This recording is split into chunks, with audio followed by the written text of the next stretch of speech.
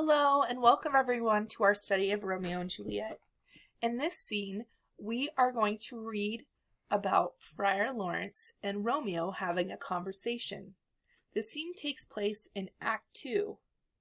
It also takes place in Friar Lawrence's cell. You also see that Friar Lawrence enters the stage by himself with a basket.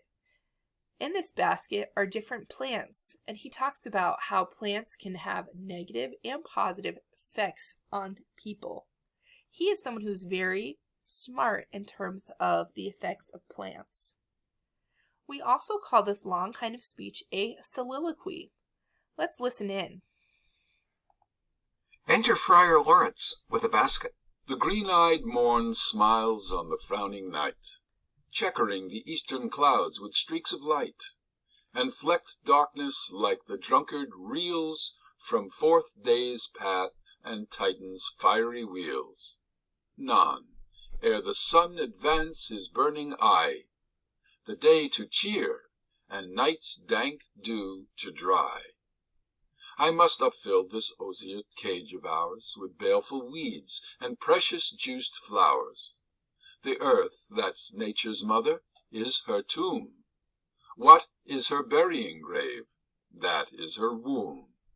And from her womb children of divers kinds we sucking on her natural bosom find. Many for many, virtues excellent, none but for some, and yet all different. Oh, mickle is the powerful grace that lies in plants, herbs, stones, and their true qualities. For naught so vile that on the earth doth live, but to the earth some special good doth give, nor aught so good, but strained from that fair use, revolts from true birth, stumbling on abuse. Virtue itself turns vice, being misapplied, and vice sometimes by action dignified.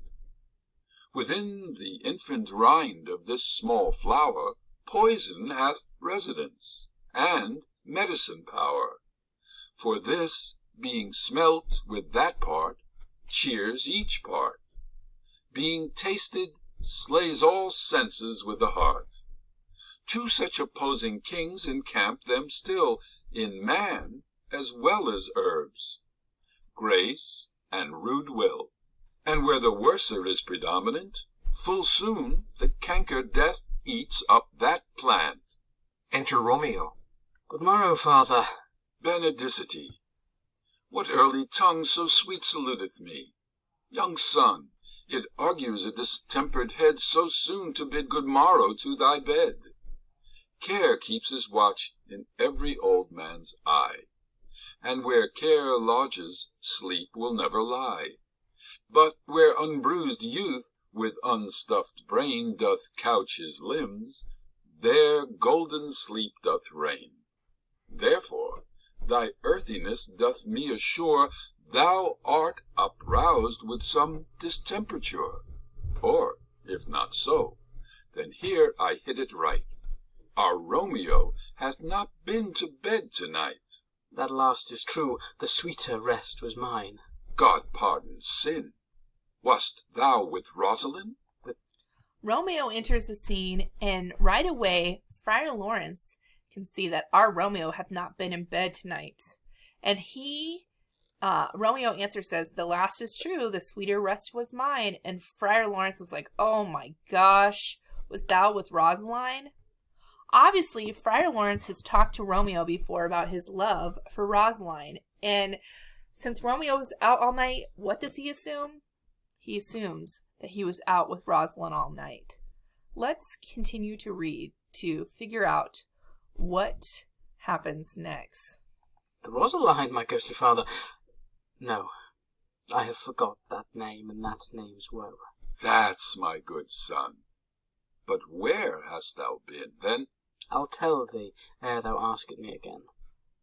I have been feasting with mine enemy, where on a sudden one hath wounded me that by me wounded. Both our remedies within thy help and holy physic lies. I bear no hatred, blessed man, for Lo, my intercession likewise steads my foe. Be plain, good son, and homily in thy drift. Riddling confession finds but riddling shrift. Then plainly know my heart's dear love is set on the fair daughter of rich Capulet.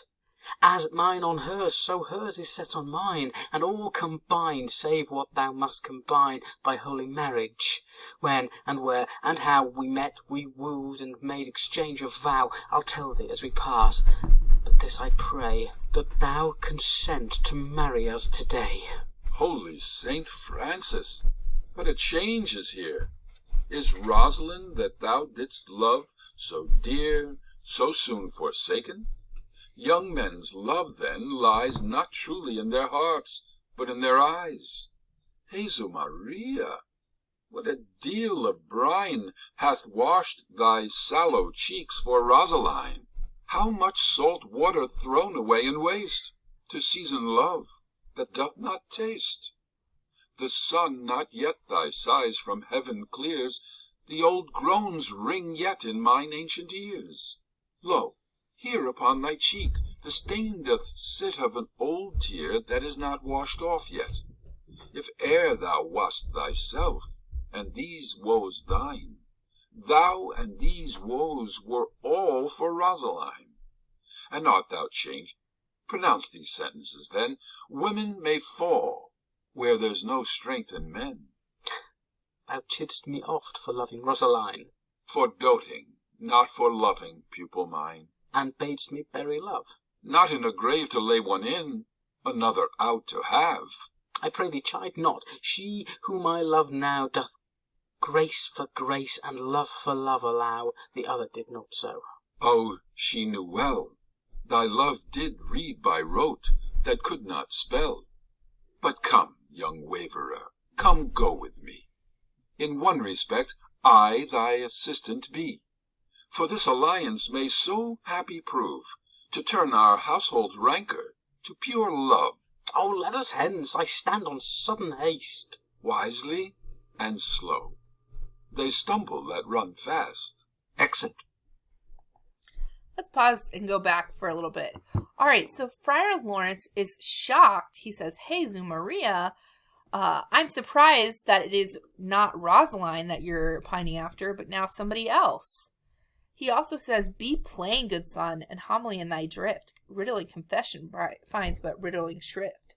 Shrift is confession, and so since Friar is kind of like what we'd consider like a priest of the time, Romeo goes there and he's telling him all these issues and he's saying, I'm confused. Well, Romeo reveals that he's in love with the rich daughter of Capulet, Juliet, and he wants to not only be in love with her, but wants to combine them together by holy matrimony. And he says, please consent to marry us today. Let me remind you, okay, that Romeo just met Juliet that night. Okay, it's been last night, it's been a couple hours, now it's morning, and he's ready to get married. He hasn't even been to bed yet. Does this seem like a wise decision to you guys? Not to me.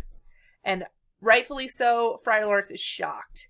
And he says something here that I think is so on the money. He says, is Rosaline that thou didst love so dear, so soon forgotten? You've already forgotten about Rosaline?